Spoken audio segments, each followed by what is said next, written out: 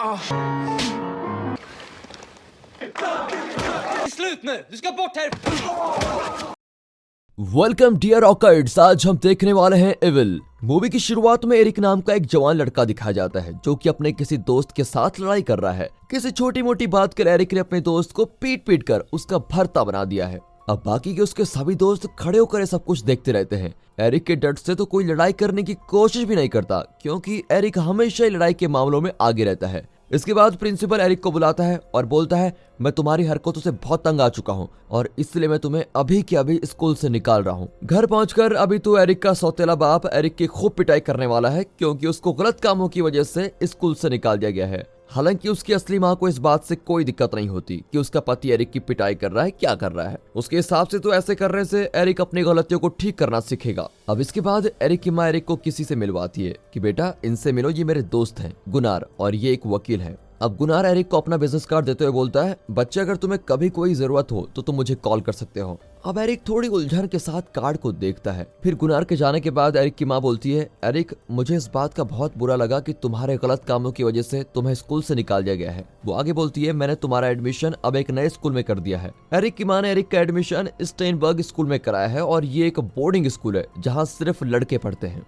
Eric की माँ आगे बोलती है, बेटा मैं नहीं चाहती हूँ कि तुम ये मौका बेकार करो क्योंकि अगर तुम्हें एक और बार स्कूल से निकाला जाएगा तो तुम्हें अब कभी भी कहीं मौका नहीं मिलने वाला। फिर एरिक गर्दन हिलाते हुए हाँ कहता है क्योंकि इस बात को वो अच्छे से समझ चुका है। वो अपनी माँ को वादा करता है कि माँ अब से मैं आपको कभी भी निराश नहीं करूंगा और स्कूल में अच्छे से पढ़ाई करके ही वापस आऊंगा। अब एरिक अपने नए स्कूल पहुंच चुका है। अब की बार उसने स्कूल के कपड़े भी पहने हुए हैं और उसके बाल भी छोटे छोटे हैं। उसके कमरे में स्कूल का सबसे होशियार लड़का रहता है जिसका नाम है पैरी। वो दोनों बात करते हैं और पैरी के दोस्ताना अंदाज से साफ हो जाता है कि उनकी काफी अच्छी दोस्ती होने वाली है। अब रात के समय एरिक और पैरी खाना खाने के लिए हॉल में पहुंचते हैं। वहां एरिक की जान पहचान जॉन नाम के एक लड़के से होती है। जॉन बोलता है, हर एक स्कूल की अपनी परंपरा होती है और हमारे स्कूल में अमीर बच्चों के साथ अच्छा व्यवहार किया जाता है और गरीबों के साथ बुरा। अब जॉन की ये बात बोलने के बाद मेज की आखिर में जो दो लड़के बैठे होते हैं जिनका नाम ओटो और गुस्ताफ होता है, वो दोनों एरिक के साथ बैठे हुए एक लड़के को अपने पास बुलाते हैं और जिस लड़के को बुलाया गया है वो एक सिंपल परिवार से है और दूसरी तरफ ओटो और गुस्ताफ बहुत ही अमीर परिवार से होते हैं। ओटो और गुस्ताफ हमेशा ही छोटे और गरीब परिवारों से आए लड़कों को खूब तंग करते रहते हैं, जैसे कि एरिक के साथ बैठे हुए इस लड़के को करने वाले हैं। अब ओटो और गुस्ताफ ऐसा करने की हिम्मत इसलिए रखते हैं क्योंकि उनके परिवार का स्कूल से बहुत अच्छा नाता है। उनको स्कूल से निकाले जाने का भी कोई डर नहीं है। ओटो और Gustaf intra school student organization का हिस्सा भी हैं और इस संगठन का हिस्सा होते हुए वे किसी भी बच्चे को सजा दे सकते हैं। अब खाने के बाद पैरी एरिक को सिगरेट पीने के लिए बुलाता है। शुरू में तो एरिक ऐसा करने से मना करता है क्योंकि उसने अपनी माँ से वादा किया था कि वो स्कूल में अच्छे काम करेगा, बुरे नहीं करेगा। फिर जॉन उसको बोलता है, अरे भाइयों ऐसा मत करो, अगर तुम लोग पकड़े जाओगे तो बहुत ही बुरी सजा मिलेगी। लेकिन पैरी बोलता है, अरे ऐसा कुछ भी नहीं होगा और आखिर में एरिक भी सिगरेट पी लेता है। अगले दिन सुबह के खाने के दौरान ओटो और गुस्ताफ एरिक को बुलाते हैं। वे बोलते हैं, तुम यहाँ साल के बीच में आए हो इसलिए तुम्हें स्कूल के नियम और परंपरा सिखानी होगी। लेकिन एरिक तभी के तभी मना कर देता है और ऐसा करने की वजह से उसके दोस्त जॉन को सजा दी जाती है। ओटो जॉन के सर पर कोई चीज मारता है और चोट लगने की वजह से जॉन का इलाज करने के लिए उसको वहां से लेके जाया जाता है। शाम के समय ओटो और गुस्ताफ एरिक के साथ मस्ती करने का प्लान बनाते हैं। दोनों एरिक को अपने यहाँ पर बुलाते हैं और नीचे पड़े जूते साफ करने को बोलते हैं, लेकिन एक और बार एरिक उनकी बात नहीं मानता और वहां से चला जाता है। अब इस बात से तंग हो चुका गुस्ताफ ओटो से बोलता है, ओटो भाई हमें इस लड़के का कुछ करना चाहिए। ओटो इस बारे में अभी कुछ ज्यादा नहीं सोच रहा होता है। वो बिल्कुल शांत दिख रहा है जैसे कि सब कुछ उसी के काबू में है। वो बोलता है, गुस्ताफ अभी के लिए एरिक को छोड़ दो, वो नया लड़का है इसलिए ज्यादा हवा में उड़ रहा है। इसके बाद कमरे में पहुंचकर एरिक पैरी को सभी बातें बताता है। अब ये बात सुनकर पैरी टेंशन में हो जाता है और बोलता है, तुम्हें ओटो और गुस्ताफ की बातों को मना नहीं करना चाहिए था क्योंकि जो भी ऐसा करता है उसको बहुत बुरी सजा मिलती है। अब क्योंकि एरिक खुद भी ओटो और गुस्ताफ की तरह हुआ करता था इसलिए वो बोलता है, मैं उन दोनों से नहीं डरता, मैं उनकी कोई भी बात नहीं मानूंगा। अब शाम के समय एरिक और पैरी सोच रहे होते हैं कि कैसे वो बिना लड़ाई झगड़े के ओटो और गुस्ताफ के उल्टे कामों से खुद को बचा सके और कैसे उन दोनों की हरकतों से खुद को दूर रख सके और कैसे उन दोनों की हरकतों से स्कूल के बच्चों को भी बचा सके। लेकिन ऐसा करना बहुत ही मुश्किल होता है क्योंकि कोई भी बच्चा ओटो और गुस्ताफ के अगेंस्ट नहीं जाना चाहता। अगले दिन गुस्ताफ गलती से एरिक के साथ टकरा जाता है। गुस्ताफ बोलता है, जल्दी से मुझसे माफी मांगो चलो। लेकिन फिर एरिक ऐसा करने से मना कर देता है क्योंकि उसको यकीन है कि गुस्ताफ ही उससे टकराया था। अब गुस्ताफ इस बात से बहुत गुस्सा हो जाता है और बोलता है, तू बहुत ज्यादा हवा में उड़ रहा है ना, तू आज रात मुझसे मिल और लड़ने के लिए तैयार भी रहना। और फिर उनकी लड़ाई करने की जगह पहले ही तय की जाती है।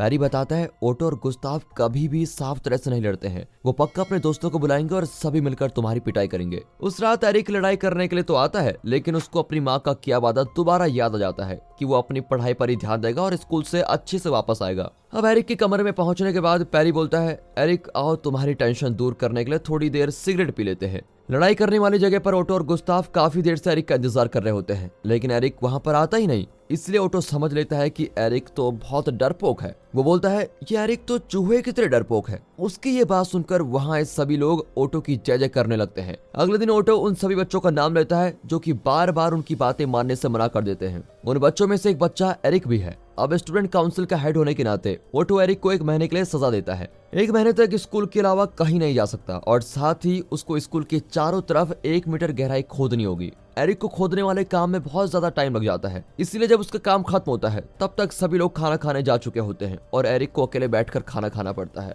जब एक दिन वो अकेला बैठा हुआ खाना खा रहा होता है, तभी कैंटीन में काम करने वाली माजरा नाम की एक लड़की उसके पास आती है।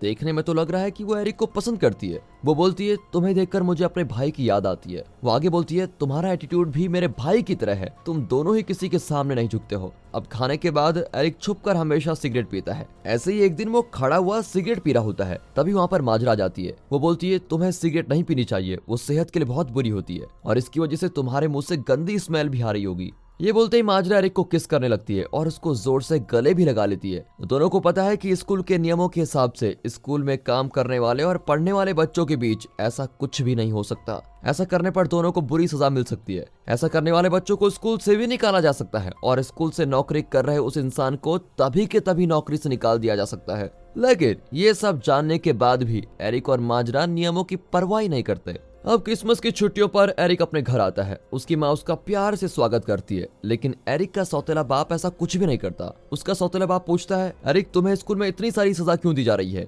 और एरिक इस बात का सच्चा जवाब देता है। वो बोलता है मैंने कुछ बच्चों की बातें नहीं मानी थी और मुझे बाद में पता चला कि वो लोग अमीर खानदान से हैं। ये सुनकर एरिक का सौतेला बाप बोलता है एरिक तुम्हें इन अमीर परिवार के बच्चों की बातों को मानना चाहिए था। अब जैसा कि एरिक के मार्क्स भी कुछ खास नहीं होते और स्कूल से उसको सजा भी मिलती रहती है, इसलिए उसका सौतेला बाप उसकी एक और बार पिटाई करता है। उसकी माँ एरिक की तकलीफ को समझ रही होती है, लेकिन फिर भी इस बात के लिए कुछ नहीं बोलती। क्रिसमस की छुट्टियां खत्म हो जाती हैं और अब एरिक वापस स्कूल जाता है। एरिक जल्दी से माजरा से मिलने पहुंच जाता है क्योंकि छुट्टियों के दौरान उसने माजरा को बहुत मिस किया था। एरिक और माजरा अब चांद की रोशनी के नीचे एक दूसरे से मिलते हैं और दोनों एक दूसरे को किस भी करते हैं, एक दूसरे को बहुत सारा प्यार भी करते हैं। जैसा कि एरिक स्कूल में वापस आ चुका है, इसीलिए ओटो और गुस्ताव एरिक को तंग करने के लिए एक नया प्लान बनाते हैं। वो सोते हुए एरिक के ऊपर बाल्टी भर की गंदगी फेंकते हैं और उनके प्लान्स कभी बेकार नहीं होते। एरिक और पैरी जाग जाते हैं और ओटो की मचाई गंदगी की साफ सफाई में लग जाते हैं, लेकिन एरिक भी शांत नहीं बैठने वाला। उसने ओटो और गुस्ताव की सारी हरकतों का बदला लेने का तय कर लिया है। वो बहुत सारी गंदगी एक बाल्टी में भरकर ओटो के कमरे में लेके जाता है और मस्त से सोते हुए ओटो के ऊपर फेंक देता है। अगले दिन खाने के मेज पर एरिक चिल्लाते हुए बोलता है सभी मेरी बात पर ध्यान दो, क्या तुम्हें भी किसी गंदगी की बदबू आ रही है? इसके बाद वो इधर उधर जानबूझकर सूंघना शुरू करता है और आखिर में ओटो के सामने जाकर रुक जाता है। एरिक सभी को बोलता है अरे दोस्तों, ये बदबू तो ओटो से आ रही है। ये बात सुनकर ओटो भड़क जाता है क्योंकि एरिक ने सभी के सामने उसका मजाक बना दिया है। वो एरिक को मुक्के मारता रहता है, लेकिन एरिक किसी भी मुक्के का कोई जवाब नहीं देता क्योंकि उसको अपनी माँ से किया हुआ वादा बार बार याद आता रहता है। अब माजरा को इस बारे में पता लगता है और वो जल्दी से जाकर बोलती है ओटो ये पागलपन अभी बंद करो। और अब जैसा कि ओटो और गुस्ताव एरिक को तो काबू में नहीं कर पाए, इसीलिए वो लोग अब पैरी पर अपना शिकार करने वाले होते हैं। वो ऐसा इसलिए कर रहे हैं क्योंकि पूरे स्कूल में पैरी ही एरिक का एक अच्छा दोस्त है। जब सभी खाने के वक्त पर मेज पर होते हैं तो ओटो पैरी को अपने पास बुलाता है, लेकिन पैरी ऐसा करने से मना कर देता है और बोलता है मैंने तुम्हारे साथ कुछ भी गलत नहीं किया, इसलिए मैं नहीं आऊंगा। ओटो को कुछ भी समझ नहीं आता और बोलता है आखिरी क्लास के बाद तुम्हें मुझसे लड़ना पड़ेगा और अगर तुम नहीं आओगे तो मैं तुम्हें सजा दूंगा। एरिक को तंग करने के लिए ओटो और गुस्ताव पैरी को अपना निशाना बना रहे होते हैं। अब शाम के समय पैरी को ना चाहते हुए भी ओटो से लड़ाई करनी पड़ती है। बेचारा पैरी अकेले ही लड़ने के लिए आया हुआ है और दूसरी तरफ ओटो और गुस्ताव के साथ बहुत सारे लोग आए हुए हैं। पैरी ओटो से लड़ाई करने की कोशिश तो करता है, लेकिन दोनों के बीच काफी फर्क है। ओटो के थोड़े मुक्कों में ही पैरी जमीन पर गिर जाता है। एरिक का कोई अता पता नहीं है, जबकि उसका सबसे अच्छा दोस्त ओटो और गुस्ताव की जाल में फंसा हुआ है और पिटाई खा रहा है। जब एरिक के बुरे हाल हो जाते हैं, एरिक तभी वहां पर पहुंचता है। वो अब कुछ नहीं कर सकता क्योंकि उसने बहुत देर कर दी है।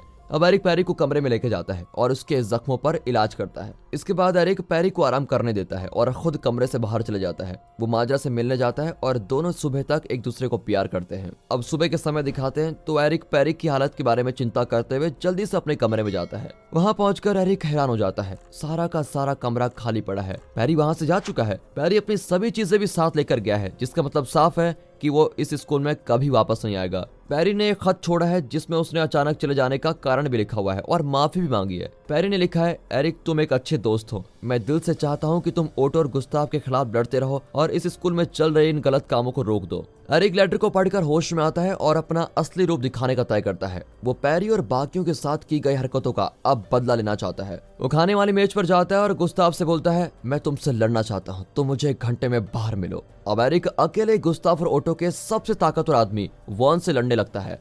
वॉन दिखने में एरिक से काफी लंबा चौड़ा भी है, लेकिन एरिक के दोनों विरोधी बस बोलने ही आए हुए हैं। वो असल में अपने माँ बाप के भरोसे पर चल रहे होते हैं। एरिक भी एक लड़ाकू हुआ करता था, इसीलिए वो आसानी के साथ दोनों लड़कों की पिटाई कर देता है। अब एरिक ओटो को धमकी देता है और ओटो बिल्कुल हैरान है कि एरिक ने उसके सबसे ताकतवर आदमी को इतनी आसानी से हरा दिया है। एरिक बोलता है, ओटो तुम मेरे अगले शिकार हो। हालांकि ओटो के कुछ बोलने से पहले एरिक माजरा को ढूंढने के लिए स्कूल की रसोई में जाता है। काम करने वाली एक दूसरी औरत एरिक को बोलती है, माजरा स्कूल से चली गई है क्योंकि उसको स्कूल से निकाल दिया गया है। इसके बाद वो माजरा का लिखा हुआ एक खत एरिक को पकड़ाती है और माजरा के भी अचानक चले जाने की वजह से एरिक को बहुत दुख होता है। तभी ओटो को एक चमचा देख लेता है कि काम करने वाली औरत एरिक को खत पकड़ा रही है। वो जल्दी से इस बारे में ओटो को बता देता है और ओटो अपने चमचों के साथ एरिक के कमरे में पहुंच जाता है और सभी को खत ढूंढने के लिए बोलता है। उनको माजरा का लिखा हुआ एक खत मिल जाता है। ओटो खत पढ़ता है और उसको पता लग जाता है कि एरिक और माजरा के बीच कोई चक्कर चल रहा था जो कि स्कूल के नियमों के खिलाफ है। जैसा कि बिल्कुल साफ है, ओटो इस खत का इस्तेमाल एरिक को स्कूल से निकालने के लिए करने वाला है। वो जल्दी से जाकर ये खत प्रिंसिपल को पकड़ा देता है। प्रिंसिपल एरिक को अपने ऑफिस में बुलाता है और बिना कुछ सुने स्कूल से उसको बाहर निकाल देता है, क्योंकि एरिक ने भी माजरा की तरह